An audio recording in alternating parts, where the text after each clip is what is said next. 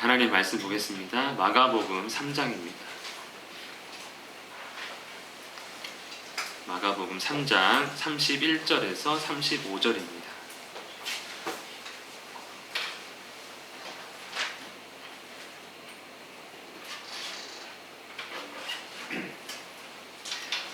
마가복음 3장 31절에서 35절입니다.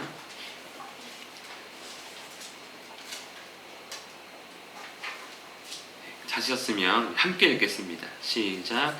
그때에 예수의 어머니와 동생들이 와서 밖에 서서 사람을 보내어 예수를 부르니 무리가 예수를 둘러 앉았다가 여짜오되 보소서 당신의 어머니와 동생들과 누이들이 밖에서 찾나이다.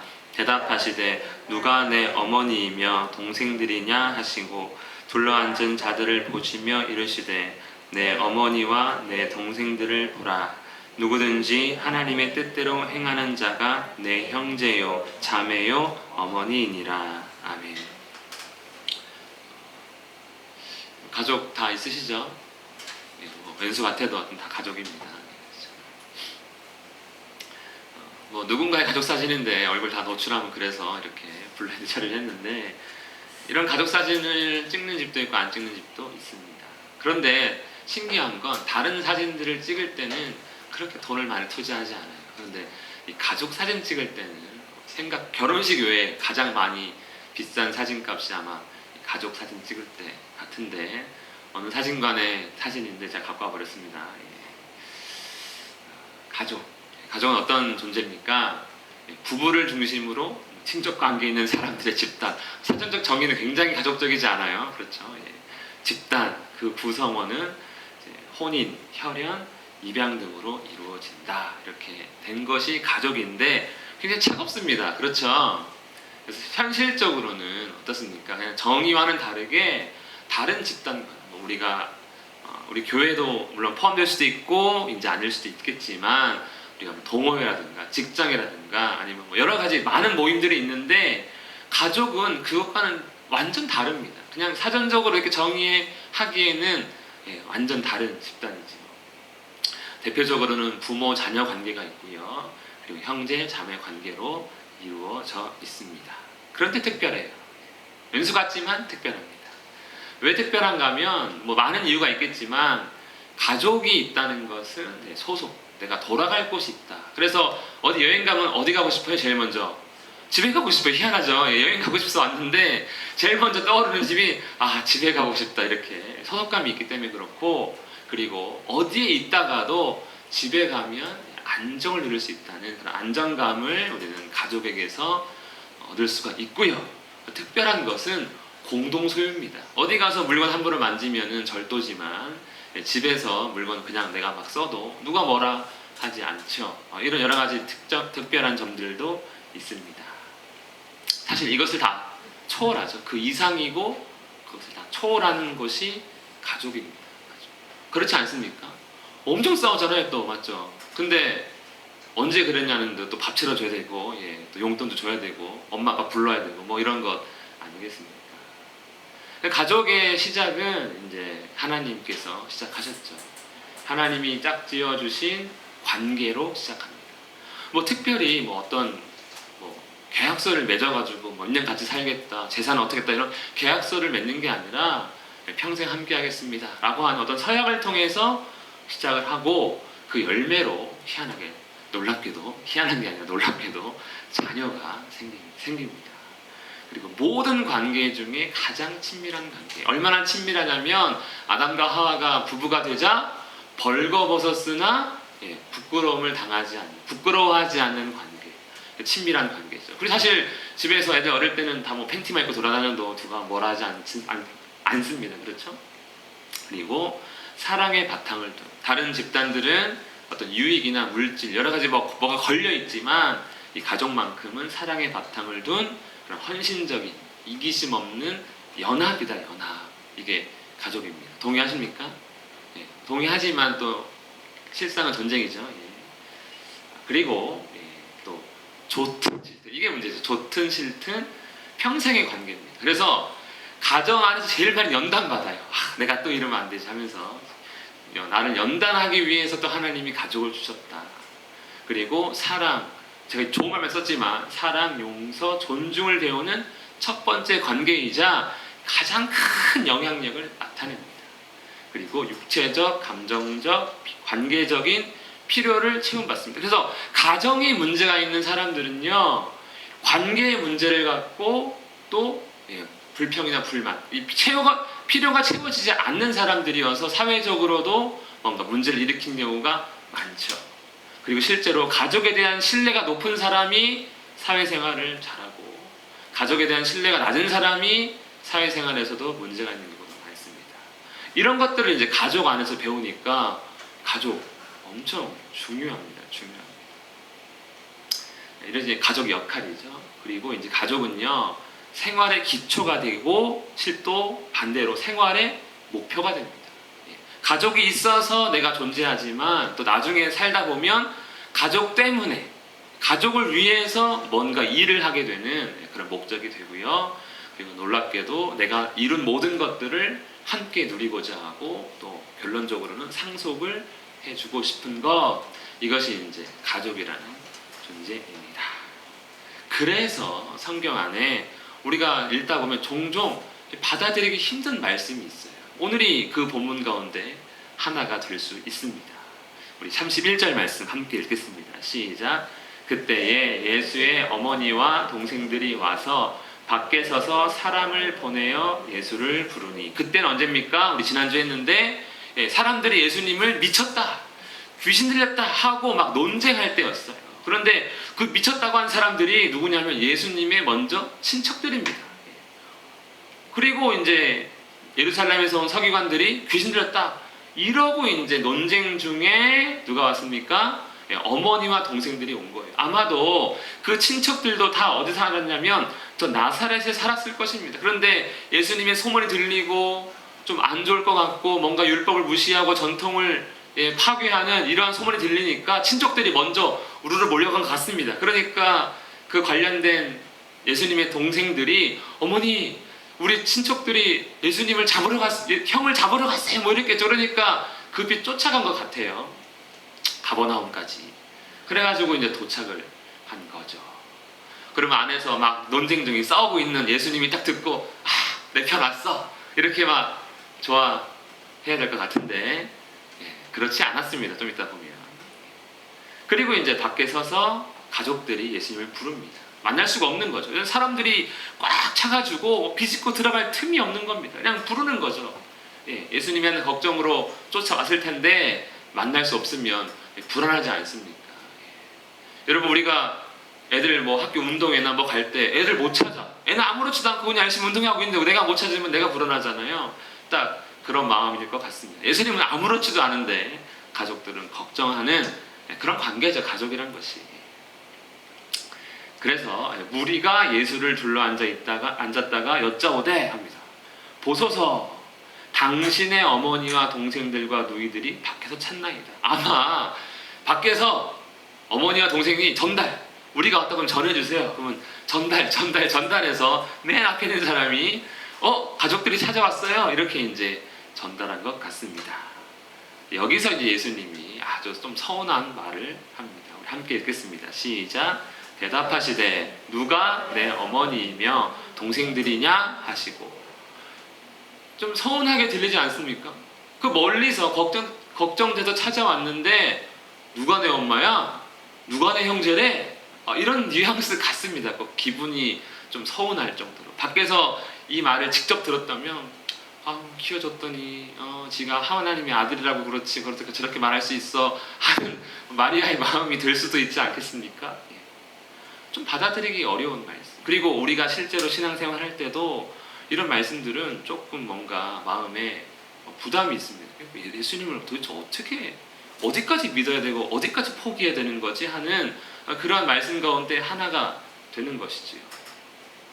실제로 우리 이 말씀보다는 나중에 보면 이 말씀들, 어려운 말씀들이 있습니다. 마가복음 우리 나눌 때도 지난번에 이런 말씀 한번 나눴지만 아버지를 버려두고 예수를 따라가니라. 예수님 믿으려면 여러분 불호자가 되어야 됩니다. 동의하십니까? 믿으시면 아멘. 아니 이상하잖아요 벌써. 또 이거는 그렇다 쳐요. 뭐 죽는 것도 아니고 사는 것도 아니고 다른 문제니까. 제자입니다. 다른 사람도 아니고 제자 중 하나가 저 잠깐 집에 갔다 올게요. 휴가 좀 주세요 한 거죠. 왜? 그러니까 아버지가 돌아가셔서 장사를 좀 지내야 됩니다.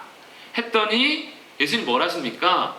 죽은 자들이 죽은 자를 장사하게 하라. 좀 어려운 말이지만 어쨌든 너는 나를 따르라. 가지 못하게 하시는 그런 말씀입니다. 이런 말씀들을 보고 있으면 물질 포기해라. 뭐 돈을 사랑하며 일만하게 뿌리다. 그건 조금 아쉽긴 하지만 동의해요. 그런데 이런 말씀들은 이거 진짜 예수님 어떻게 믿어야 돼? 그럼 내가 뭐 일이 있어도 뭐 교회도 안 가야 뭐 교회 가야 되고 집에 부모님 찾아뵈면 안 되고 뭐 다쳐도 주일 성수하고 나중에 가야 되나? 나중에 하란 말도 없습니다. 그렇죠? 가족을 좀 거부하는 듯한 예수님의 말씀. 참 받아들이기가 어렵습니다. 그래서 막 타장이 팍 일어나는 거죠. 받아들이기 힘든 말씀들 가운데 하나가 이제 묻는 분들이 있어요. 이런 것들을 실제로 사역을 하다 보니까 왜 하나님은 많은 사람을 죽이냐는 거예요. 신약의 하나님, 우리가 듣고 있는 하나님은 보통 자비와 사랑의 하나님인데 왜 이렇게 많이 죽이냐요. 사랑하는 하나님 맞냐는 거예요. 그래서 심지어 어떤 사람은 구약의 하나님과 신약의 하나님 다른 분이다 라고 할 정도의 분위기가 다르다 이렇게 얘기하는 분도 있고요. 또 신약에서는 다른 건 다 뭐 어려운 거는 둘째치고 쉬워도 받아들이기가 어렵던 거죠. 가족에 대한 거부. 이렇게까지 내가 믿어야 돼? 하는 그런 뉘앙스가 있는 거죠. 실제로 이단들 아닙니까? 이거 이단들. 우리가 알고 있는 최근에 이단에 관련된 뉴스를 보면 다 가족 버리고 들어가지 않습니까? 그럼 가족들이 그 사람들의 신앙 제일 좋아요. 그렇지. 이렇게 따지면 보면 그렇네. 우리는 못 버리는데 저 인간들은 버리네. 제대로 믿네. 심지어 재산도 다 버리지 않습니까? 대단한 거죠. 그럼 이단이 되어야 한다는 그런 말 같습니다. 그러나 성경 전체적으로 보면 이 말씀은 절대로 그렇게 이해해서는 안 된다는 걸 우리가 알 수가 있습니다. 성경의 처음은 창조입니다.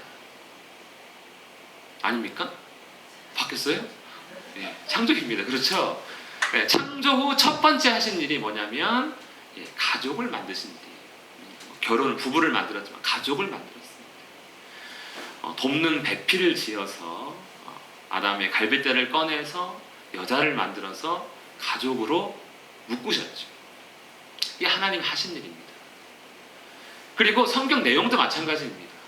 우리가 뭐 아브라함과 다윗의 자손 예수 그리스도의 뭐 족보다 뭐 이렇게 이제 다 개별 사건으로 연결하지만 결국 여러분 창세기부터 저 요한계시록까지 아브라함과 다윗의 가족 얘기 아닙니까? 제가 열왕기 열심히 강의했더니 누가 그러시더라고요. 뭐하러 남의 나라 그 족보 다 외우냐고. 우리나라 조선시대 왕도 모르는 판에 남의 나라 왕까지 알아야 되냐고. 맞습니다. 근데 성경이요 남의 가족 이야기예요. 아브라함부터 시작해서 예수님까지. 그런 이야기죠. 저 위에 아브라함부터 해서 예수님까지 이야기 우리 맨날 들으면서 이해 못하고 믿어야 돼 말아야 돼 이러고 하고 있는 게 이 성경 이야기 아닙니까? 그리고 이거를 제가 그림 찾다가 깜짝 놀라가지고 갖고 왔습니다.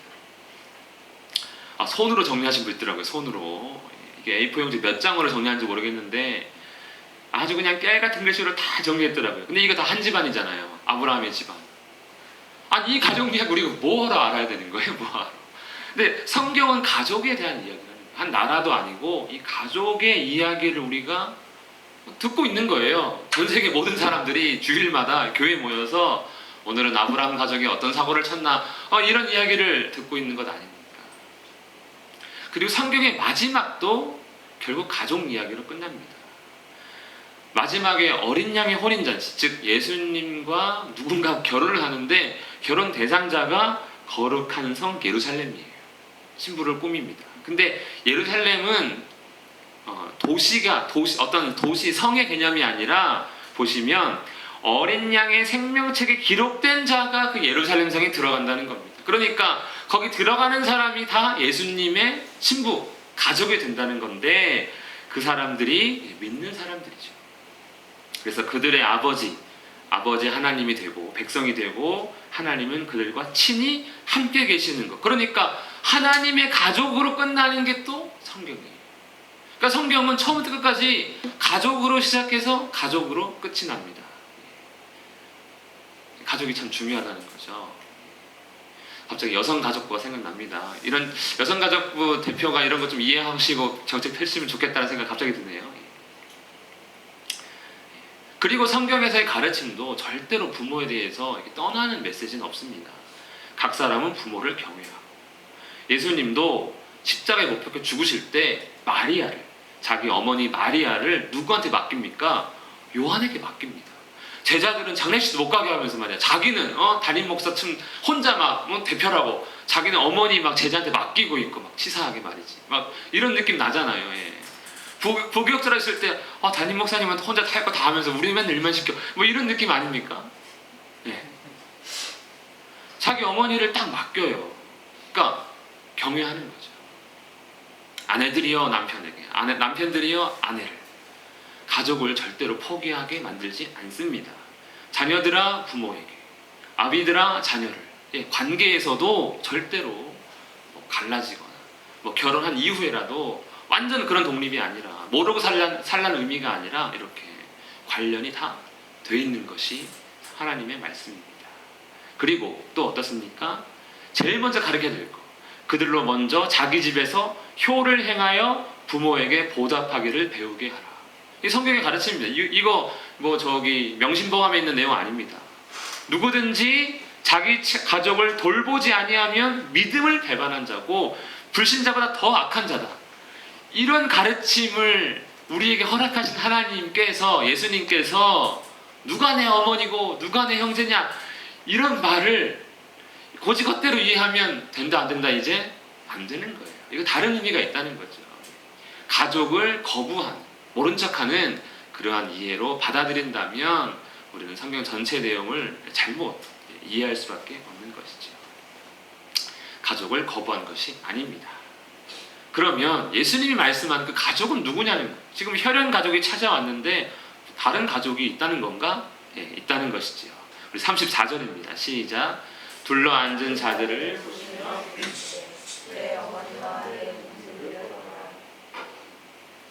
누구를 보라는 건지 갑자기 좀 헷갈립니다. 누구를 봐야 되는 거지? 가족들은 밖에 있잖아요. 지금 자긴 가까이 있는 사람들에게 말씀하신 것입니다. 누구를 보는 겁니까? 시작. 누구든지 하나님의 뜻대로 행하는 자가 내 형제요 자매요 어머니이라. 아멘. 자, 누구를 보는지 모릅니다. 사람들이. 누구를 봐야지 두리번 할 거예요. 그리고 예수님을 다시 쳐다봤겠죠. 하나님의 뜻대로 행하는 자가 내 가족이다 하면서 자기 말씀을 더 집중하게 탁 만들어 버렸습니다. 말씀 참 잘하시는 것 같아요. 상상해 보면. 하나님의 뜻은 무엇입니까? 하나님의 뜻은 기본적으로 피조물, 하나님께서 창조하신 그 피조물에 대한 구체적인 계획과 목적이 있다는 것이 하나님의 뜻이 있습니다. 그래서 우리 전체에게 향한 뜻이 있고 우리 각자에게 향한 계획이 있는 것이죠. 그리고 인류와 세상을 위한, 전체를 위한 하나님의 뜻, 하나님의 소망이 있습니다. 그래서 하나님은 그 일을 반드시 이루실 거예요. 그 계획이니까. 약속하셨으니까. 예. 그것이 이제 구체적으로 크게 본다면 하나님 사랑, 이웃 사랑, 그리고 피조물 간의 화목입니다. 창조하실 때 그랬잖아요. 하나님 보시기에 좋았더라. 창조가 끝난 이후에 심히 좋았더라. 이게 하나님의 뜻이에요. 피조물을 향한. 근데 그것이 죄로 인해 파괴되니까 다시 회복시키기 위한 작업을 아브라함의 후손을 통해, 예수님을 통해서 행하신 것이죠. 이게 하나님의 뜻입니다. 그래서 그 하나님의 뜻은 다 어디를 향합니까? 이제는 예수님을 향해죠. 파괴된 그 하나님 사랑, 이웃 사랑에 대한, 가족에 대한 그 뜻을 예수님을 통해서 회복시키고자 하니까 결국 하나님의 뜻은 예수님께 집중이 되고 예수님을 통해서 그 뜻이 이루어집니다. 그래서 하나님의 뜻대로 행하는 자가 예수님의 가족인데, 예수님의 가족은 누구라고요? 결국엔 예수 그리스도의 복음을 믿는 자는 이제 내 가족이다 라는 것입니다. 예수님의 이 말씀은요, 이제 너희의 생각이 변해야 된다라는 의미입니다. 혈연으로 묶인 그런 그 사람들만 이제 가족이 아니라 이제는 뭐라고요? 더 넓은 범위. 이제 예수 안에서 예수님 믿는 사람들이 이제는 누구다? 우리의 가족이다 하면서 이 가족을 끊고 새로운 가족을 맞아라. 이런 이단식의 이단들이 행하는 가족과 단절돼서 우리가 가족입니다. 이게 아니라 혈연 중심의 가족에 대한 인식을 크게 넓혀서 이제 혈연에 그렇게 마음을 주고 힘을 다하고 뜻을 다해서 가족 사랑하는 그 마음과 같이 이제 뭐해라? 믿는 자들을 섬겨라, 사랑해라 라는 의미로 우리가 이해해야 할 것입니다. 갑자기 부담되십니까? 가족이 너무 많아지는데 그러면 이렇게 요즘에 애기 한 명밖에 안 낳는다는데 너무 많은 거 아닙니까? 그래서 누가 내 어머니이고 동생들인가 이렇게 이제 바로 복음으로 인해 변화될 이제 앞으로 예수님을 믿는 사람들이 많아질 텐데 거기에 대해서 그 사람들을 누구로 인식해라? 그냥 직장 동료나 동호회 회원이 아니라 가족으로 너희가 인식해야 한다는 것을 이렇게 강한 질문을 통해서 반문을 통해서 예수님은 알려주시는 것 같습니다. 혈연 가족에서 이제는 하나님 가족으로 변화되는 것이죠. 그런데 이게 맞아요.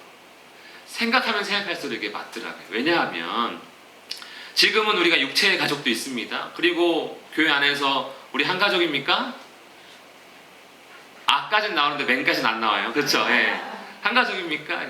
좀 어렵다는 거죠. 실제로는. 그래서 노래 가사도 있지 않습니까? 가족 아닌 가족인 듯 가족 같은 우리 내 거인 듯 내 거 모르시죠? 예. 아직은 좀 애매하다는 거예요. 그냥 같이 신앙생활 하지만 어려움이 있으면 도와줄 수 있지만 가족보다는 그래도 그런데 그 마음도 중요합니다. 이게 왜 중요하냐면요. 바로 우리가 훗날 부활했을 때는요. 혈연 가족은 사라지기 때문에 그날에는 결혼 안 합니다. 혈연 가족 사라진다는 거예요. 이거 다른 뉘앙스지만 예수님의 가르침 가운데 이해를 해본다면 우리는 다 이제 혈연으로 묶이는 가족이 아니라 그리스도로 묶이는 하나님 가족이 되고 혈연 가족 사라지잖아요. 부활하면. 그러면 이제 뭐 혼자 외롭게 살아갑니까? 아니잖아요. 하나님 나라에서 하나님과 함께 하나님 안에서 가족된 사람들. 그러니까 그 인식을 이제부터 바꿔가야 된다는 것을 보여주시는 것이죠. 나중에는요, 여러분 생각해 보세요. 하나님 사랑, 이웃 사랑인데 이웃이 없어집니다. 다 가족 됐잖아요. 그러니까 하나님 사랑은 유지되지만 이웃 사랑은요, 가족 사랑으로 바뀌는 거예요. 왜냐면 이제 모든 이웃이 부활 이후에는 가족이 되기 때문에. 그래서 이런 인식, 내 가족에 대한 인식이 변화되는 것도 예수 믿는 일이구나 라는 거죠. 예수 믿으면 우리 가족 잘 되고 건강하고 출세하고 공부 잘하고 좋은 놈 만나가지고 결혼도 하고 그 좋은 놈도 좀 직장 좋은 놈 만났으면 좋겠고 뭐 이런 완전 이기적인 그런 게 아니라 점점 이제 타인까지 타인이 이제 내 가족이 되는 것까지 우리가 인식을 넓혀가는 것 그것이 복음으로 인한 변화입니다. 아까 가족에 대한 설명을 쭉 했는데 이게 정말로 놀라운 게 뭐냐면요. 하나님의 언약으로 시작되죠. 가장 친밀하죠. 연합하죠. 이게 그리스도 예수 안에서 그대로 이루어지는 일 아닙니까? 하나님의 언약으로 우리가 관계가 시작됩니다. 그리고 연합해요. 그리스도와 나가 하나가 됩니다. 가장 친밀한 관계로 변하는 것이 또 예수님 믿는 일이에요. 가족이 되는 거죠. 그리고 좋든 싫든 우리 맨날 좋든 싫든 교회 나오고 있는 거잖아요. 희한하게 언제부턴가 좋든 싫든 나오고 있어요. 그리고 서로 연단해 갑니다. 배우고 있죠. 그리고 이제는 가정에서 배웠던 것보다 더 크게 예수 그리스도 안에서 진짜 사랑, 진짜 용서, 진짜 용서를 배우고 있고 예수님을 믿으면 이제 예전에 있던 다른 지식보다 더 큰 영향력을 내 안에 발휘하고 나의 필요를 채워주시고 하나님에 대한 신뢰로 세상에 나아가서 싸우고 있습니다. 이게 다 그리스도 안에서 이루어지는 일이죠. 그리고 이제는 우리의 삶의 기초이자 목적이 예수님이 되었고요. 그리고 예수님을 통해서 우리는 복을 누리고 상속을 받게 됩니다. 그러니까 이미 우리는 가족 안에서 예수 믿는 일을 다 연습하고 있는 거죠. 그렇기 때문에 이거의 확대가 되지 않아요. 확대가 된다는 거, 확대가. 혈연 가족은 하나님 아버지의 자녀된, 그리고 예수 그리스도의 형제자매된 우리의 관계에 대한 비유다. 그래서 가족 안에서 우리가 느꼈던 그 많은 좋은 것들을 교회 안에서도 확장시켜서 우리가 해야 된다. 하나님 가족의, 하나님 나라의 모델하우스가 바로 결혼을 통한 가족이 된다는 것이지요.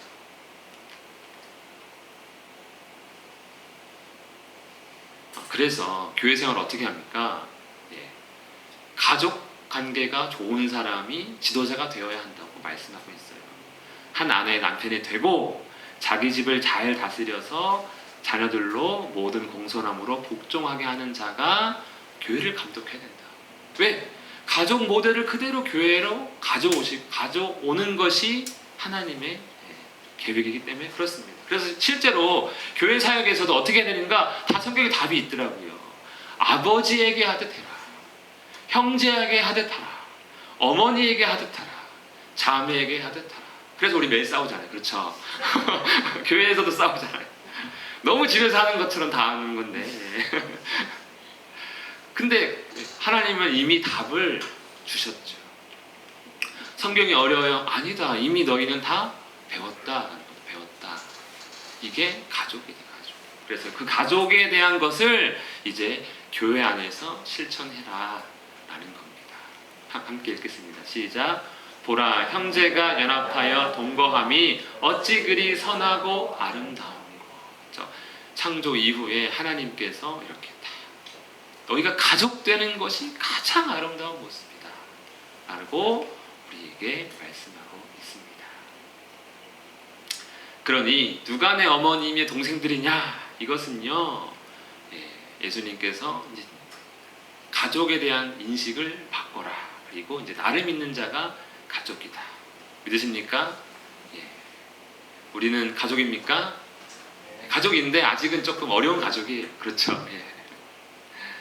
하나님 아버지께서 태초에 가족을 창조하셨습니다. 그런데 죄로 인해 가족이 파괴된 것이죠.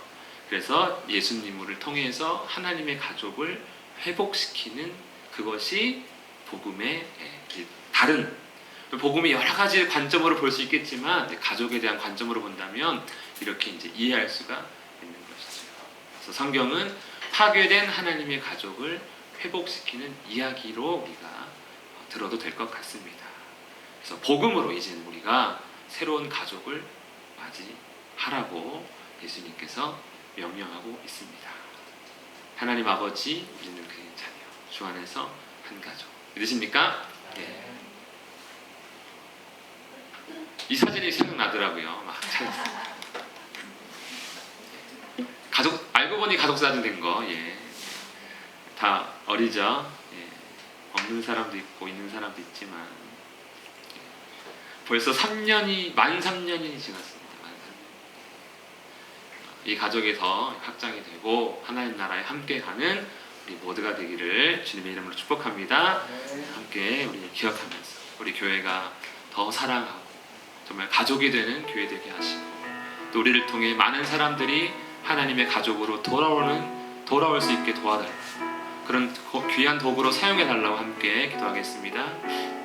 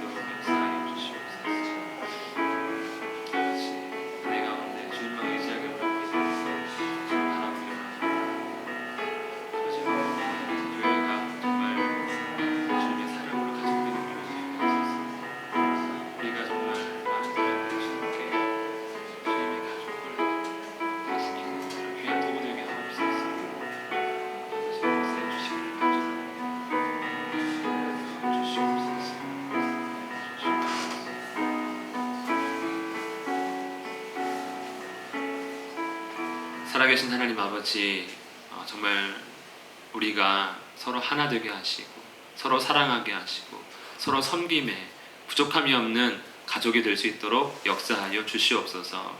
여전히 어렵고 또 부담스러운 부분이 많이 있지만 주님을 알아감으로 우리가 더 가족 때문에 부족함 없게 도와주시고 특별히 우리를 통해 또 많은 자들이 하나님의 가족으로 돌아올 수 있도록 사용하여 주시옵소서. 예수님 이름으로 기도합니다. 아멘.